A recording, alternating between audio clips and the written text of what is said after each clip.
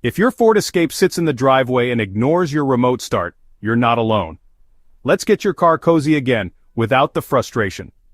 First, let's check the basics. Is your Ford Escape locked?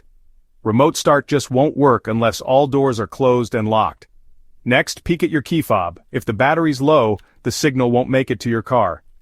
Try replacing the battery and see if that helps. Still nothing? Your Escape's hood latch might be the culprit. If the car thinks the hood is open, even a tiny bit, the remote start feature gets blocked for safety. Make sure the hood is fully latched. Let's not forget the check engine light. If your dashboard is lit up, remote start is automatically disabled until the issue is fixed.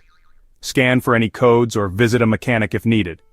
Also, double-check the settings in your Ford's menu. Sometimes remote start gets switched off accidentally. Finally, if you've recently replaced the battery or had work done, you might need to reset the system by locking and unlocking the car a few times.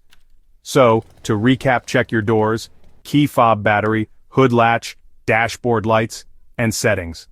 Fixing these simple things solves remote start issues for most Ford Escape owners. Still stuck? That's when it's time to call your dealer or a trusted mechanic. Good luck, and here's to warmer starts ahead.